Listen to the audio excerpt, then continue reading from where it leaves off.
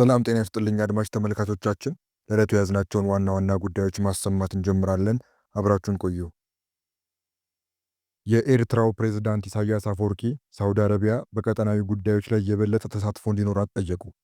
የኤርትራ ፕሬዝዳንት ኢሳያስ አፈወርቂ ሳውዲ አረቢያ እንደ ናይል ተፋሰስና ቀይ ባህር ባሉ ቀጠናዊ ጉዳዮች ላይ ያላትን ተሳትፎ እንድታሳድግ እንዲሁም ለቀጠናው ሰላም ከፍተኛ አስተዋጽኦ እንድታደርግ ጠየቁ።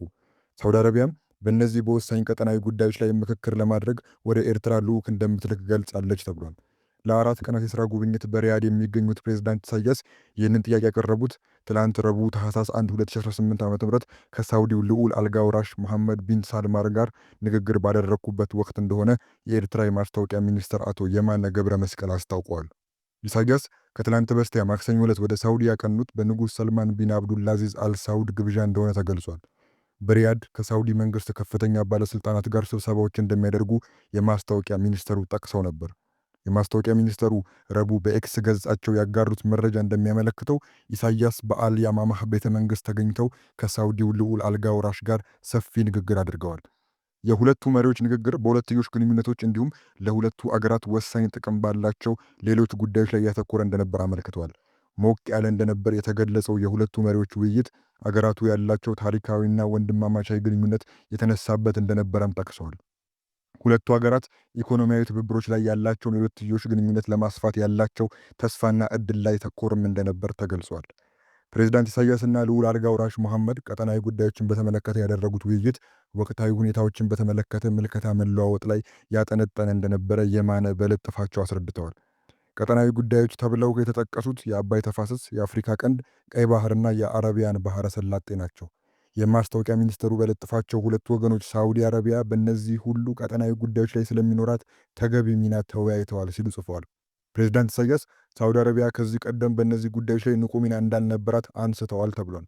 የማነ ገብረ መስቀል የዳበረ ኢኮኖሚያዊ እድገት እንዲኖር ለማድረግ ዘላቂ ቀጠናዊ ሰላምን ማስፈን አስፈላጊ ቅድመ ሁኔታ መሆኑን አስምረውበታል ሲሉ ፕሬዝዳንቱ ያነሱትን ነጥብ አስረድተዋል።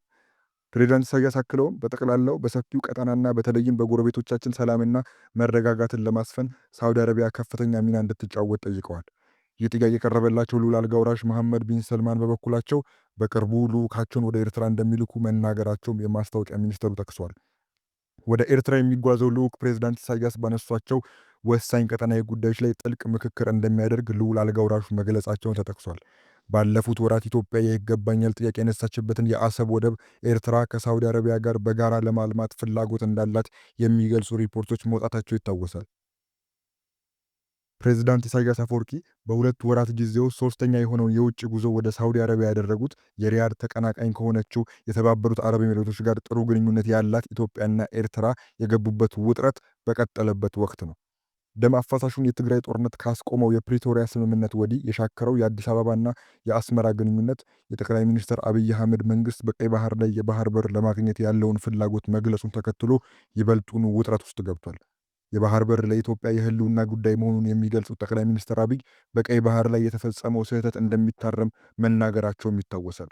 የውጭ ጉዳይ ሚኒስትር ዶክተር ጌዲዮን ጢሞቴዎስ በበኩላቸው የአሰብ ወደብ በኢትዮጵያ መንግስት በዋነኛነት ቅድሚያ የሚሰጠው ጉዳይ እንደሆነ ባለፈው ህዳር ላይ በተዘጋጀ አንድ መድረክ ላይ ገልጸው ነበር። የኢትዮጵያን ከባህር በር ጋር ተገናኘ እንቅስቃሴ እንደ ትንኮሳ እየገለጸች ያለችው ኤርትራ ከአዲስ አበባ ጋር ግንኙነታቸው ከተሻከረና ከተቀዛቀዘ አካላት ጋር ያላትን ትስስር አጠናክራለች። ፕሬዝዳንት ኢሳያስ ባለፈው ዓመት መጋቢት ላይ ወደ ግብፅ በተጓዙበት ወቅት ቀይ ባህር ዳርቻ ተጎራባች ያልሆኑ ሀገራት በውሃ አካሉ ደህንነትና አስተዳደር ላይ መሳተፍ እንደሌለባቸው መስማማታቸው ተገልጾ ነበር። የጅቡቲና ሶማሊያ ባለስልጣናት ወደ ግብፅ በተጓዙበት ወቅትም ተመሳሳይ አቋም ተንጸባርቆ እንደነበር አይዘነጋም። ዘገባው የቢቢሲ ነው። ወደ ሌላው የቢቢሲ ዘገባ ስንሄድ የኢትዮጵያ ፌዴራል ፖሊስ አዶናይ ብርሃነ ኃይለ ሚካኤል የተባለ ተጠርጣሪ ቲክቶከርን በቁጥጥር ስር አውሎ ምርመራ እያጣራ መሆኑን ገልጿል።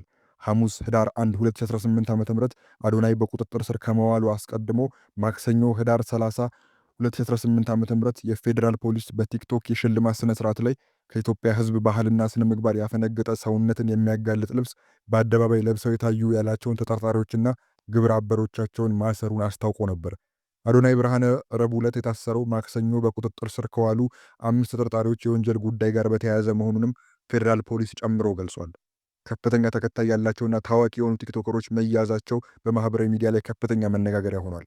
አዶናይ በቲክቶክ ላይ 3.9 ሚሊዮን ተከታዮች ያሉት ሲሆን ማክሰኞ ዕለት በቁጥጥር ስር ከዋሉት መካከል ወንጌል በቲክቶክ ስሟ ኢቫን 700 ሺህ ገደማ እንዲሁም ዮሐንስ ወይንም በቲክቶክ ስሙ ጃኒ 434 ሺህ ገደማ ተከታዮች አሏቸው።